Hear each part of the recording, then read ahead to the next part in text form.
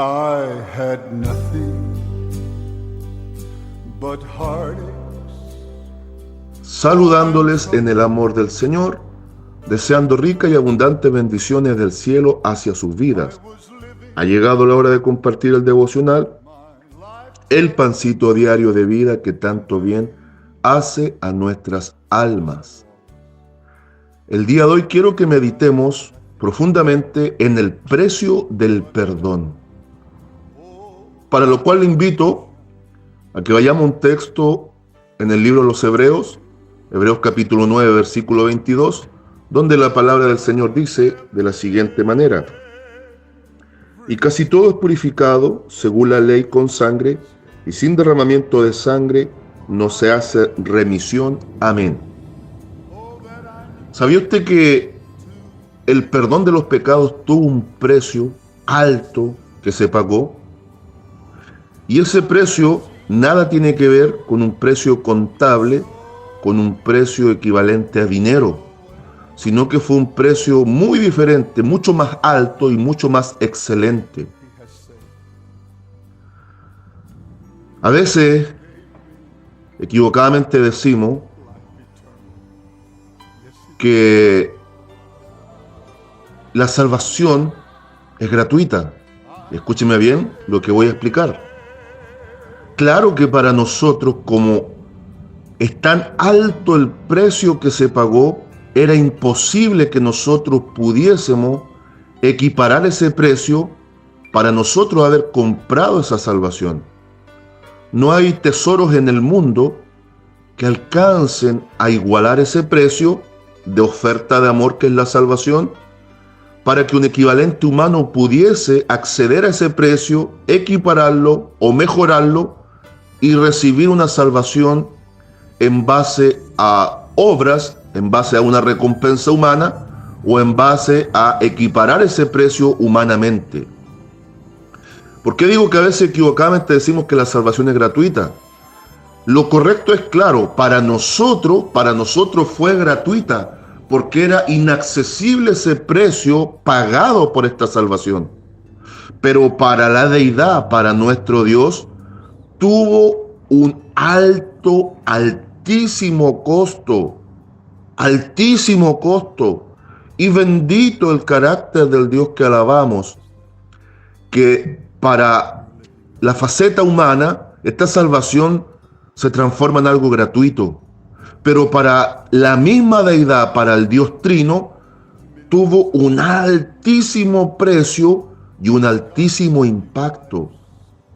El primer precio a pagar y el primer impacto que se produce es que el Verbo, Cristo, tuvo que tomar carne y tuvo que dejar su adoración celestial, el tiempo en el cual Él anduvo por esta tierra. Más de 30 años aproximadamente. Sería impreciso decir que murió justo a los 33 años, porque la Biblia no respalda que sea tan exacto, es un aproximado. Pero entre 30 a 33 años aproximadamente, el Verbo se vistió con velo humano, se tabernaculizó, se hizo hombre, se puso traje humano y en actitud de siervo, en plena obediencia y sujetándose a todos los designios del Padre, pero al mismo tiempo esencialmente sin dejar de ser Dios. Y hoy sigue siendo el hombre perfecto, pero exaltado y glorificado.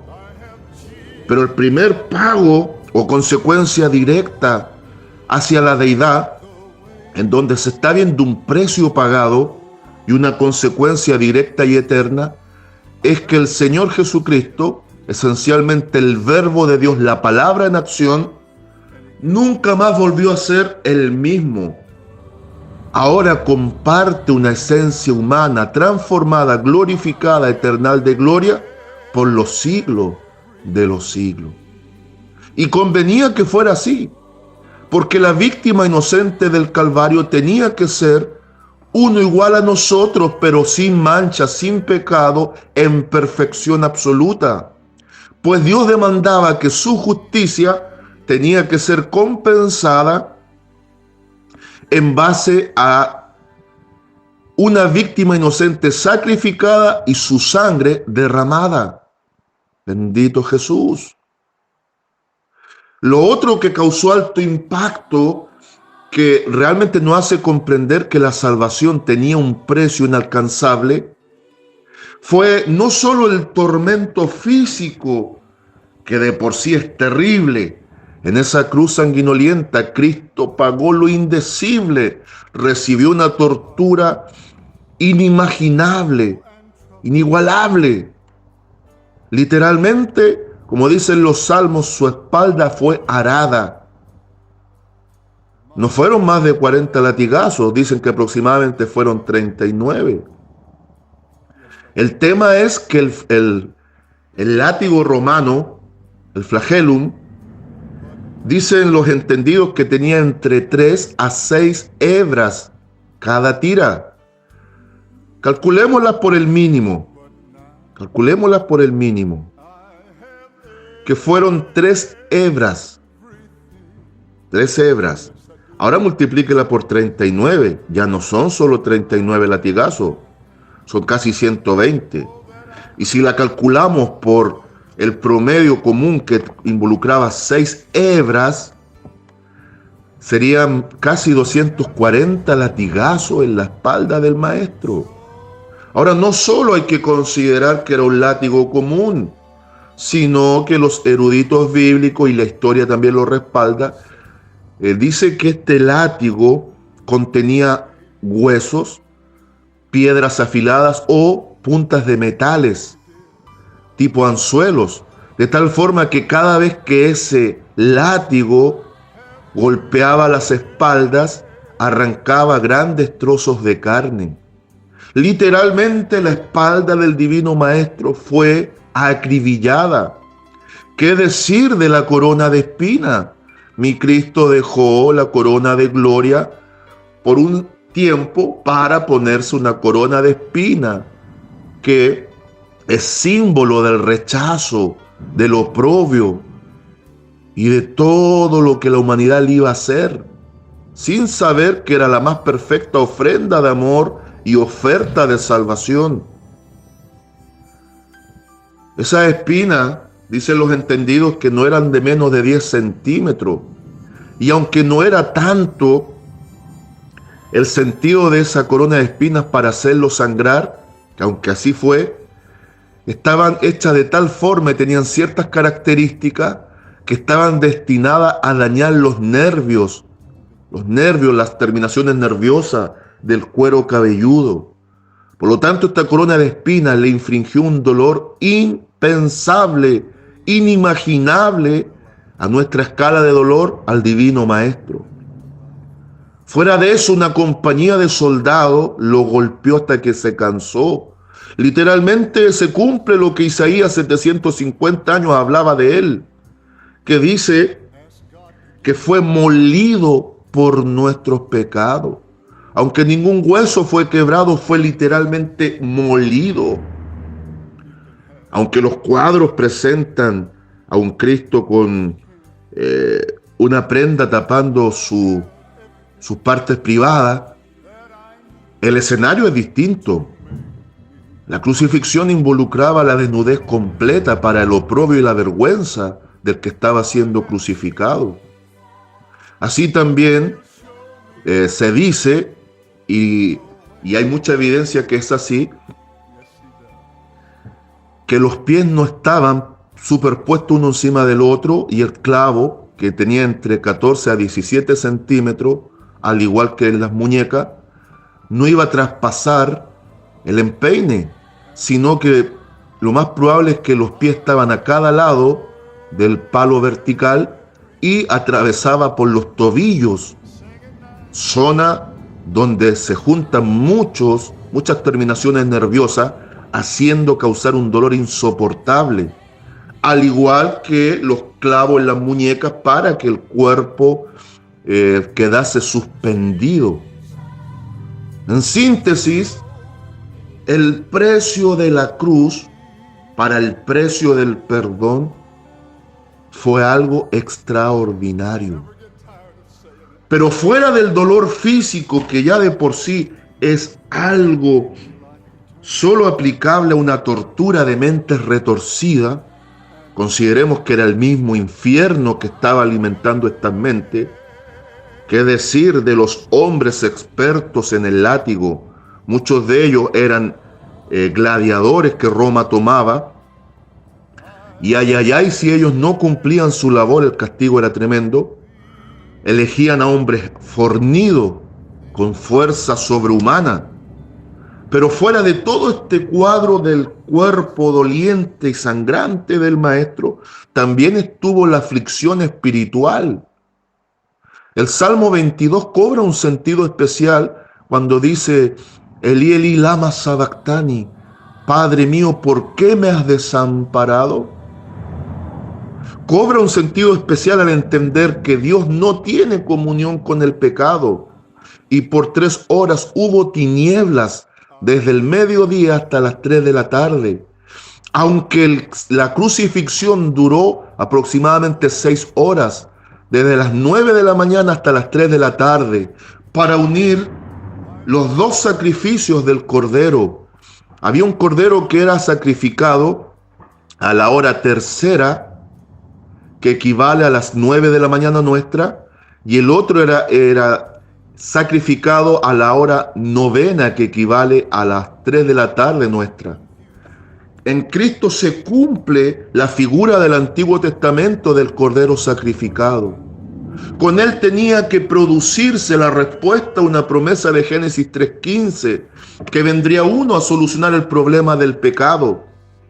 Y con él también se visualiza perfectamente la cobertura con túnicas de animales de Génesis 3:21, previo a la expulsión del hombre del huerto. La pregunta es: ¿de dónde Dios sacó esas túnicas de animales con las cuales tapó las vergüenzas de la primera pareja? Ya aparece la idea de una víctima inocente dando su vida por los culpables. Y en Cristo todo esto se satisface, se cumple y se manifiesta. Ofrenda perfecta en olor fragante, sacrificio único hecho una vez y para siempre. Pero tras esto también podemos ver claramente el marco del dolor espiritual del Maestro, el dolor de la deidad, en donde el precio es incomparable. Él no solo estaba cargando el pecado de todo, sino que estaba ya sintiendo la distancia con el Padre. Un Dios santo no tiene comunión con el pecado. Y dice 2 Corintios capítulo 5, versículo 21, que el Padre a Cristo en la cruz lo hizo pecado. Vale decir que sin ser pecador, Él absorbió el pecado de toda la humanidad, pasada, presente y futura, en sí mismo, para anular el poder del pecado. Sin ser un pecador, simbolizó el pecado que iba a ser anulado. Pero en Gálatas 3:13 se nos dice que sin ser un maldito, el Padre lo hizo maldición en el madero. Vale decir que no solo representaba el pecado que iba a ser anulado, sino que Él en sí mismo estaba representando la maldición que iba a ser quitada. Pecado anulado, maldición quitada, y al resucitar, muerte anulada. Va entendiendo, amada iglesia, el alto costo que significó para la deidad esta salvación que es gratuita para nosotros. ¿Le hemos tomado el peso a esto? Así también es inimaginable el peso de angustia que comenzó a sentir el Divino Maestro ahí en el Getsemaní, en el lugar del huerto, donde el nombre Getsemaní significa lugar donde se exprime la aceituna. Mi Cristo comenzó a ser exprimido por el peso y el dolor que el pecado involucra. Él en ese lugar, cuando está orando y está sudando grandes gotas de sangre, Él estaba sintiendo la carga del pecado de toda la humanidad, la cual le involucra a usted y a mí también. Por eso es bueno meditar. Gracias, Señor, porque para nosotros fue gratuito. Pero ¿cuánto tuviste tú que pagar para ofrecer este amor inigualable, Padre Santo? Y ahora quiero también, para ir cerrando, hablar de la virtud de la sangre que fue derramada. Todo lo del Antiguo Testamento con respecto a los sacrificios de la víctima inocente eran una figura, eran un cuadro para comparar o una manifestación tipo figurada de lo que Cristo haría.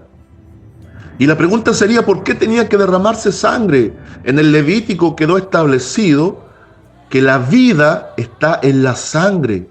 Y aunque hay una ecuación matemática en Dios que es muerte por muerte es igual a vida, así también para anular la muerte tenía que ser vida por vida. Para anular la muerte tenía que ser vida por vida. Y para tener vida equivalía a muerte por muerte. La muerte del inocente por la muerte del culpable iba a traer vida. Entonces ahora se exigía vida derramada para restaurar la vida contaminada.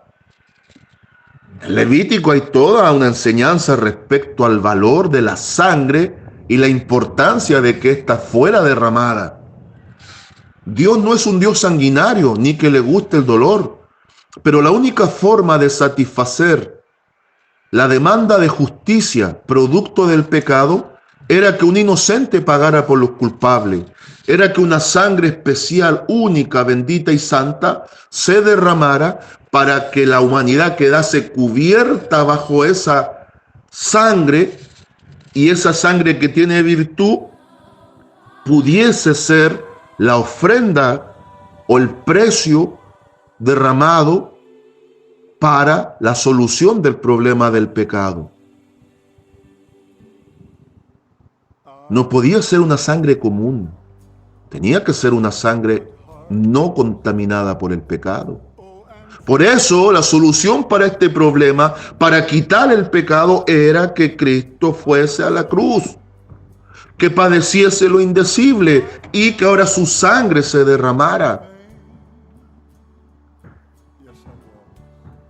Vamos al texto. Y casi todo es purificado según la ley con sangre. Ahí aplica la enseñanza levítica. Para todo el sacerdote y el sumo sacerdote derramaban sangre como símbolo de la perfecta sangre que a futuro iba a ser derramada. Y fue derramada en el madero.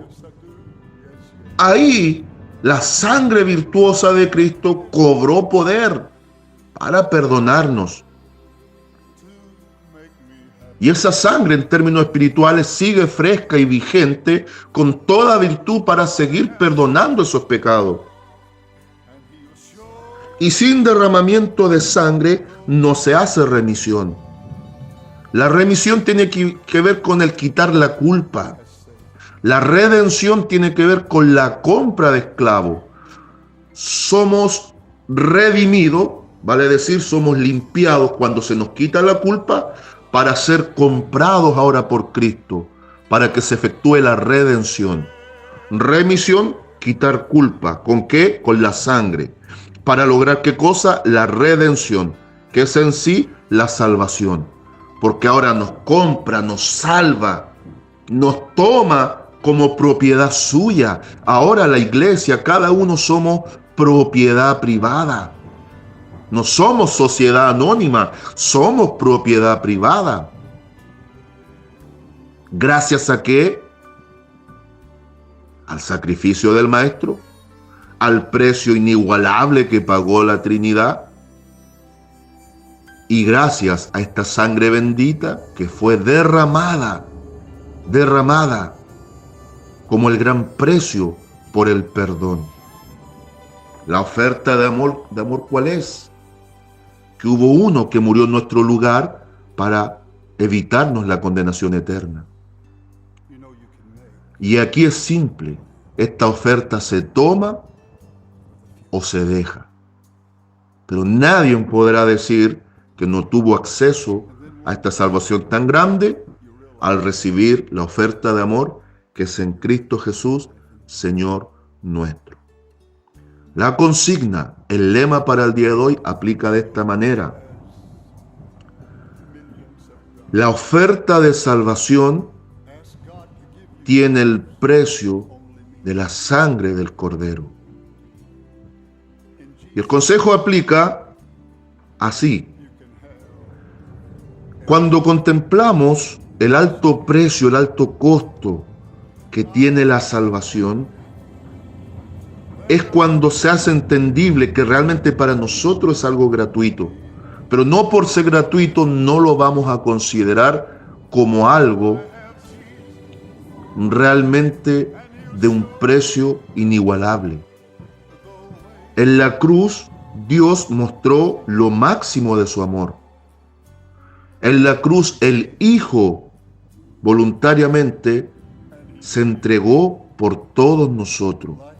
Y el Espíritu Santo da testimonio de esto de una forma gloriosa que quedó registrado en 4 historias complementarias que son los evangelios para dar testimonio del más grande y sublime acto de amor que el hombre alguna vez pueda imaginar y que jamás podrá igualar. Adelante en el Señor, iglesia, valorando el sacrificio de la cruz y amando esa bendita sangre que fue suficiente ofrenda en olor grato derramada por Cristo para nuestra salvación. Saludo de paz, amor y bendición desde Longaví a cada uno de ustedes. He saved me, and He gave me life eternal. And now I have everything.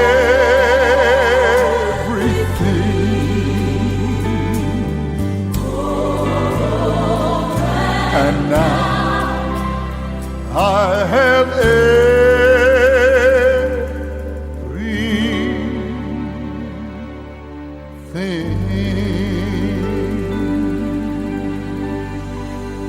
Oh, yes, I do.